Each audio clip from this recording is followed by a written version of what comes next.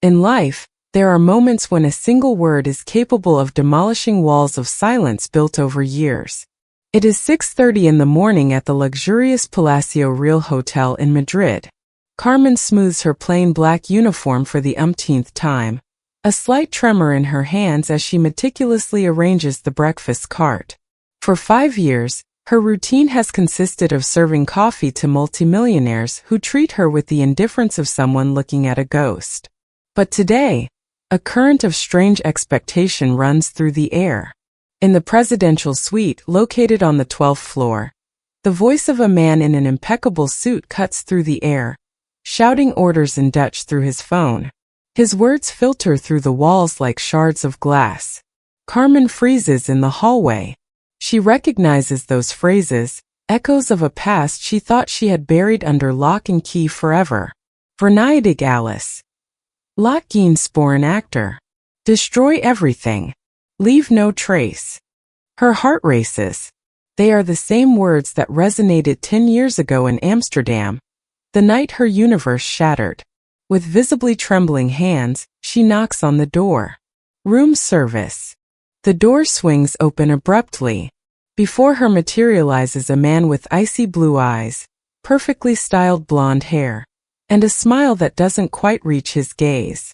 The reservation identifies him as Alexander van der Berg, the Dutch tycoon who has occupied the entire floor for a week. Finally, he says in a heavily accented Spanish, without looking up from the screen. How long does it take you Spaniards to prepare a simple coffee? Carmen moves forward in silence and places the silver tray on a marble table. Her eyes do not leave him as he resumes his call, humiliating his interlocutor in Dutch with a cruelty that chills her blood. Deze mensen zijn nutteloos. Gooi ze eruit net als de rest. These people are useless. Throw them out just like the rest. In that instant, something inside Carmen breaks. The memories hit her with the force of an avalanche. Her father broken and crying in his study, the bankruptcy documents scattered across the table, her mother parting with her grandmother's jewelry to buy food. Alexander ends the call and observes her with utter contempt. Are you still here? Get out. And then Carmen does the unthinkable. She turns with deliberate slowness, fixes her eyes on his, and with a voice that seems to emerge from the depths of her being whispers, "Je hebt mijn familie vernietigd, Alexander. You destroyed my family, Alexander. And now I'm here." The phone slips from Alexander's fingers and shatters against the marble floor. His face loses all color, acquiring a deathly pallor. How? Who are you? Carmen manages her first smile in years, a smile laden with pain and secrets to be unveiled. I am someone you thought you had wiped off the map forever. Ghosts are not always the deceased, Alexander. Sometimes they are the living we thought were lost. Alexander backs away, as if he had seen a ghost. His blue eyes scan Carmen's face, searching for a familiar trace in her features. No, it's impossible, he mutters in Dutch. Sophia Restrepo is dude. Sophia Restrepo is dead. She died. Carmen feels tears welling up, but she clings to her composure. A decade has passed without hearing that name. Sophia Restrepo, the daughter of the most powerful textile magnate in the Netherlands. The young heiress who vanished without a trace after the scandal that annihilated her family's empire. Sophia died the night you orchestrated the fall of Restrepo Industries, Carmen says, her voice broken but unwavering. But Carmen managed to survive. Alexander collapses into a leather armchair, his arrogance dissipating like smoke. Sophia, is it really you? His voice sounds broken, vulnerable. I looked for you. I looked for you for years after you disappeared. You looked for me? Carmen lets out a bitter laugh. To finish the job you had started? My father took his own life 3 months after losing everything. My mother died of a broken heart a year later. I was 19 years old and left all alone in the world, Alexander, completely alone. Alexander's eyes fill with an emotion Carmen cannot identify. Was it guilt, regret, or simply the shock of the revelation? No, it wasn't like that. You don't understand what really happened. I don't understand? Carmen explodes, channeling years of pain into a single cry. I saw the documents. I saw how you manipulated the contracts, how you systematically destroyed every one of my father's projects, until he had no choice but to declare bankruptcy. Alexander stands up abruptly and approaches her with urgency. Sophia, please listen to me. Your father was not the person you thought he was. Don't you dare call me Sophia, she warns him, backing away. That innocent girl died a long time ago. Then answer me, Alexander challenges her. Why are you here? After being missing for 10 years, why now? Why in this hotel? Why precisely when I? He cuts himself off as if about to reveal too much. Carmen senses his hesitation and smiles coldly. Because I know perfectly well why you've come to Madrid, Alexander. I am aware of your merger with the Castellano Group. I know it's imperative that you sign those contracts before Friday, and she moves closer to him, whispering in his ear. I know that without those documents, this time you will be the one declaring bankruptcy. Alexander grabs her arm, desperate. How do you know all this? Who are you really working for? Carmen pulls away from his grip and heads for the door. Before leaving, she turns one last time. I work for someone who learned from the best, Alexander. Someone who has spent 10 years preparing for this very moment. The door closes with a resounding sound, leaving Alexander alone, facing his own demons. In the hallway, Carmen leans against the wall, her heart beating so hard it pounds in her ears. She pulls out a hidden phone and dials a number. It's done, she whispers. He knows I'm alive.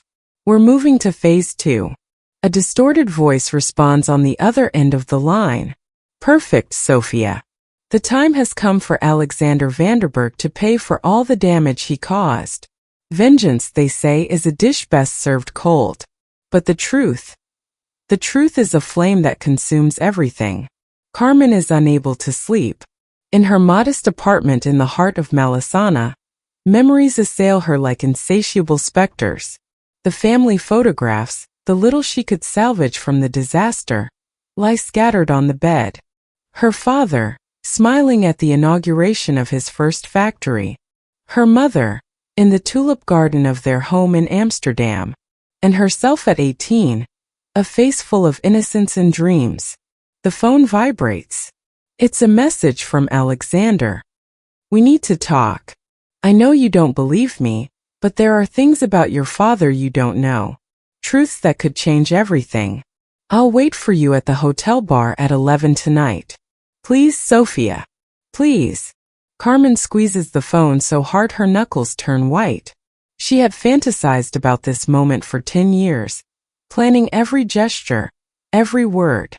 But seeing the desperation in Alexander's eyes, hearing the vulnerability in his voice, something in her preconceived plan doesn't add up. Her other phone, the secret one, rings. Why haven't you initiated the next phase? The distorted voice sounds impatient. I need more time. He claims there are things I don't know about my father. Lies. The shout forces Carmen to pull the phone away from her ear. Alexander Vanderberg is a master of manipulation. Don't fall for his mind games. You will release the videos tomorrow. What videos? A sinister silence settles on the line. The videos of your father confessing to the crimes he committed. The same ones Alexander recorded just before his death. Carmen's world falters. What are you talking about? My father didn't commit any crimes. Sophia, my dear naive child. It's time you found out who Roberto Restrepo really was. At 11 o'clock at night, in the bar of the Palacio Real Hotel, Carmen descends in the elevator. Her reflection shows her a woman she barely recognizes. She has replaced her waitress uniform with an elegant black dress and wears her brown hair down, falling over her shoulders. She is like a spectral version of the 19-year-old Sophia. Alexander waits for her at a secluded table, with 2 glasses of red wine served. His appearance is disheveled. His tie is loose and deep dark circles mark his eyes. "You came," he says with genuine relief. "I didn't come for you," Carmen replies, sitting across from him, "but for the answers you owe me." Alexander takes a long sip of wine before speaking. "Your father, Roberto, was not just a textile entrepreneur, Sophia. He was the most sophisticated money launderer in all of Europe." Carmen jumps to her feet. "You're a liar." "Sit down." Alexander takes her hand, his eyes pleading. "Please let me explain everything." Reluctantly, Carmen sits back down. "Restrepo Industries was a front. Your father laundered money for drug cartels, terrorist organizations, Russian mafias. Millions of euros of dirty money flowed through his factories every month." "No, that's not true. Did you never wonder where all that money came from? How you could afford 3 houses, yachts, constant travel? Why did your father always have secret meetings that no one could interrupt?" The memories begin to fit together like pieces of a macabre puzzle. The whispered conversations that ceased as soon as she entered a room. The strange-looking men who visited the house late at night. The panic in her mother's eyes when she thought no one was watching. "I was working for Interpol, Sophia. I was an undercover agent. My mission was to infiltrate his organization to gather evidence." Carmen feels the floor open up beneath her feet. "For months I was his partner, his friend. I earned his trust. And I fell madly in love with his daughter." Their gazes meet, and in his eyes, Carmen glimpses a truth she resists accepting. The day your father committed suicide, he had just been arrested. He faced 2 choices: a life sentence or ending his life before the cartels found out he had been exposed. He chose to protect his family the only way he knew how. The tears Carmen had suppressed for a decade finally fall. "Why? Why did you never tell me? Why did you disappear? When I went to look for you, you were already gone. I left Interpol, I left everything to find you, but it was as if the earth had swallowed you whole." Carmen cries in silence, feeling 10 years of hatred crumble like a sandcastle. "But if all of this is true, then who has been helping me all these years? Who provided me with a job, money, a new identity?" Alexander turns pale. "Someone has been helping you? Who?" At that very moment, Carmen's phone vibrates. It's a message with an attached photograph. An image of the 2 of them in the bar, taken from a distance. The text reads, "What a touching reunion. Now you will both pay for what you did to me. The bomb will detonate in 10 minutes. Say your goodbyes." Alexander looks at the photo and his face turns a cindery gray. "My God, Sophia, we have to get out of here right now. There are secrets so dark that when they finally see the light, they set everything on fire." Carmen and Alexander run through the hotel corridors, feeling their lives hang by a thread. Because, in fact, they do. Down the stairs. Alexander shouts, grabbing Carmen's hand. The elevators could be a trap. As they hurry down, Carmen gasps, "Who? Who would want to kill us both?" Alexander stops dead on the 8th floor, his face contorted by a terrible realization. "Carmen, what was the name of the person who helped you all these years? Who gave you a false identity?" "I never knew his real name. He called himself the benefactor. He said he had been my father's partner and wanted to help me out of loyalty." Horror is etched on Alexander's face. "Sophia, your father had a partner. Someone who also laundered money, but was never discovered because Roberto took all the secrets to his grave." "Who?" "Markus Volkov, a Russian oligarch who lost 50 million euros when we arrested your father. Money he could never recover, because only Roberto knew where it was hidden." An icy chill runs down Carmen's veins. "He was using me all this time." The tension in the scene is a knot about to break, and the story, far from concluding, is just entering its darkest chapter. "He kept you close, waiting for the perfect moment," Alexander continues. "He knew that if I reappeared in your life, you would lead me straight to him. And now that he has us both, a deafening explosion shakes the foundations of the building.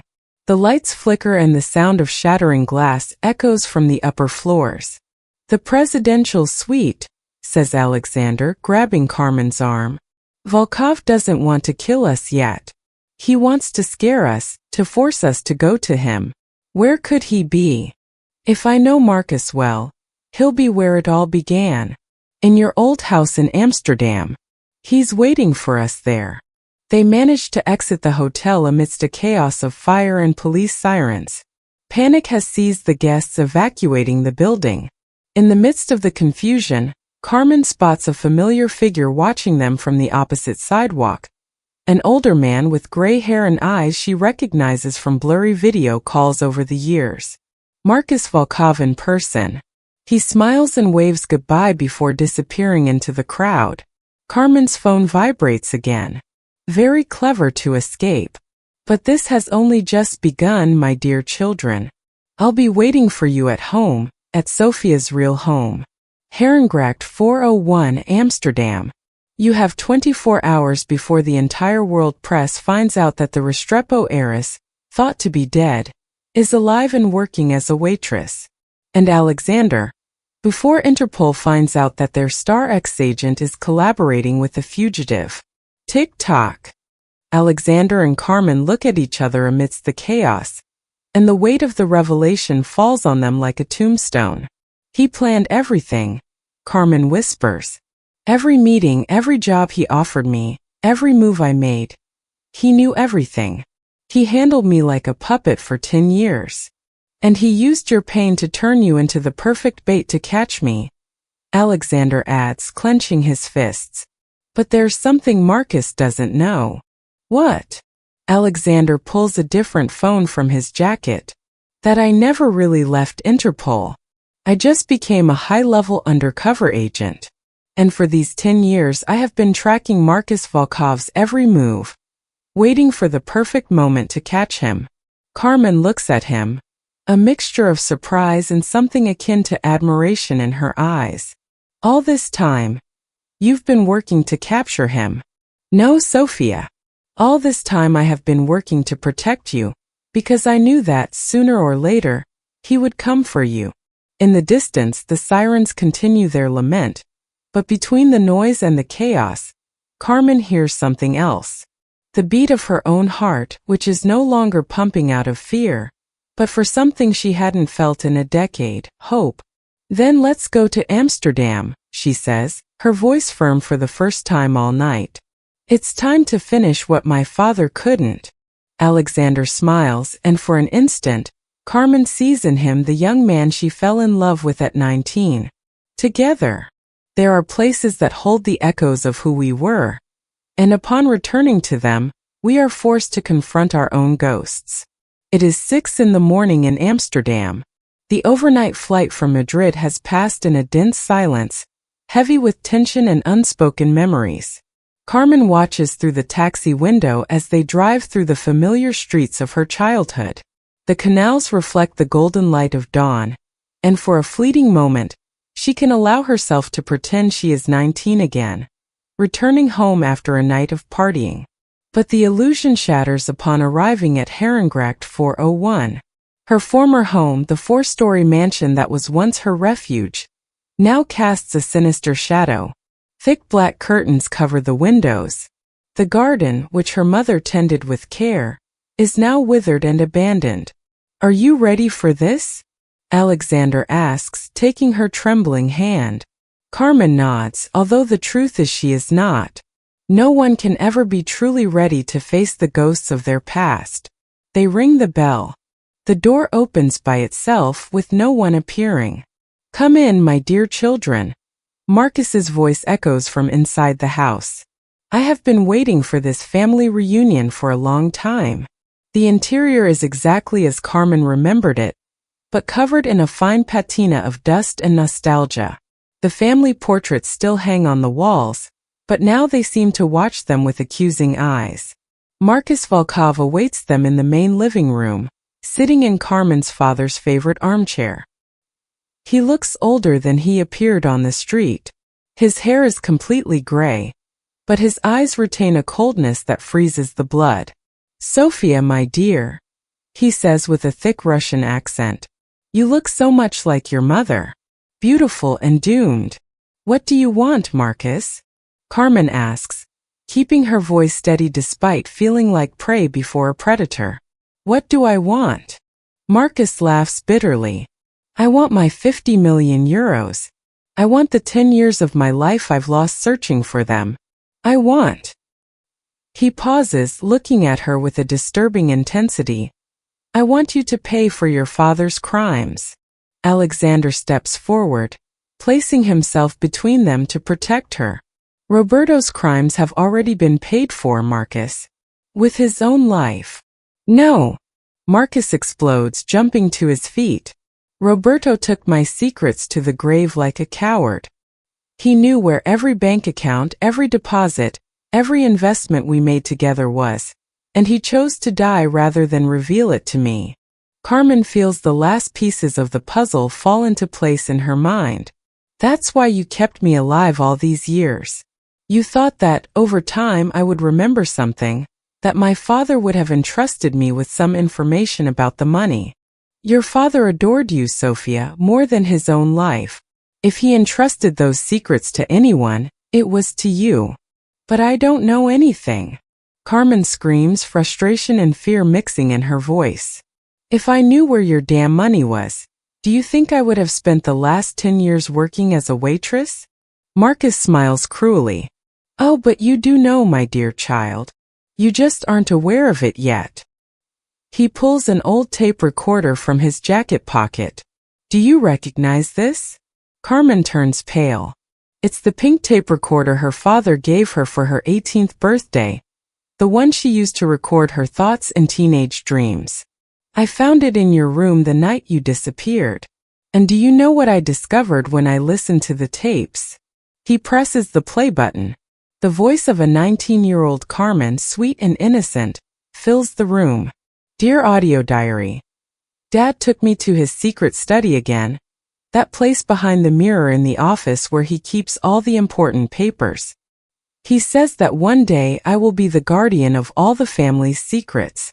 He taught me the combination to the safe, my date of birth in reverse, followed by the year we moved into this house. He says that if anything ever happens to him, I am the only one who can protect the family legacy." Carmen feels the world collapsing beneath her feet. She had blocked out that memory for all these years, but now it returns with crystal clarity. "The secret study," she whispers, "behind the mirror in Dad's office." Marcus applauds slowly. "Finally, after 10 years we have made a breakthrough. Now, my dear children, we are going to get back what is mine." But as they head towards the stairs, Alexander stops Carmen urgently. "Sophia, listen to me carefully. As soon as we open that safe, we will no longer be useful to Marcus. We will no longer be alive." Carmen looks at him with iron determination. "I know. But there is something Marcus doesn't know." "What?" Carmen smiles for the first time since her arrival in Amsterdam. "That my father was much smarter than him. And that the real secret is not inside the safe. In the end, all secrets come to light. And when they do, they either set us free or they destroy us forever." Roberto Restrepo's study remains intact, like a museum of memories frozen in time. Carmen slowly approaches the large antique mirror that covers the back wall. Her trembling fingers search for the hidden mechanism her father taught her a decade ago. A click. The mirror slides to one side, revealing a small secret office with the safe built into the wall. Marcus watches the scene with eyes gleaming with greed as Carmen enters the combination. December 7, 1995, her date of birth in reverse plus 2003, the year they moved into the house. The safe opens with a mechanical click, but its contents are not what Marcus expected. There is no money, no bank account documents. Only a sealed letter with the name Sophia, written in her father's familiar handwriting, and a USB drive. Marcus snatches the items from her hands. "What is this?" Where is my money? Carmen takes the letter with trembling hands and breaks the seal. Her eyes fill with tears as she reads aloud. My dearest Sophia, if you are reading this, it means that the world I built on lies has finally crumbled. I know that Marcus will come for you one day, looking for the money he thinks I owe him. But the truth, my love, is that those 50 million euros never existed. There were never any secret accounts or hidden investments. All of Marcus's money was lost in legitimate investments that went bad years ago. I maintained the lie because I knew that if he discovered the truth, he would kill us all. The USB drive contains proof of all his real crimes. Murders, kidnappings, arms trafficking. Enough to lock him up for life. Forgive me, my daughter, for the world of shadows in which I raised you. But you were always the light that kept me human amidst so much darkness. I love you more than my own life. Your father, Roberto. The silence that follows is deafening. Marcus reads the letter over Carmen's shoulder, and his expression gradually transforms from greed to understanding, and finally to murderous rage. Are you telling me I've spent 10 years searching for money that never existed? Alexander slowly approaches Carmen, ready to protect her. Marcus, it's over. The police have already surrounded the house. Surrender. Perhaps not, Marcus replies, pulling a gun from his jacket and aiming it directly at Carmen. If I can't have my money, at least I'll have my revenge. Roberto stole 10 years of my life. Now I will take from him what he loved most. Time seems to slow down. Carmen sees Marcus's finger on the trigger, the homicidal determination in his eyes. She sees Alexander lunging towards her in an attempt to protect her. But then something unexpected happens. The front door bursts open and a familiar voice shouts, "Police, hands up!" It's Carmen's voice, but not the Carmen who is in the room. Another woman, identical to her but dressed in a police uniform, storms into the room. Behind her, a full team of special forces. Marcus is paralyzed, the gun trembling in his hand. What? What the hell? Carmen looks at her double with a mixture of shock and sudden understanding. Elena. The policewoman smiles with tears in her eyes. Hello, twin sister. Alexander looks back and forth between the two women, his mind processing the incredible revelation.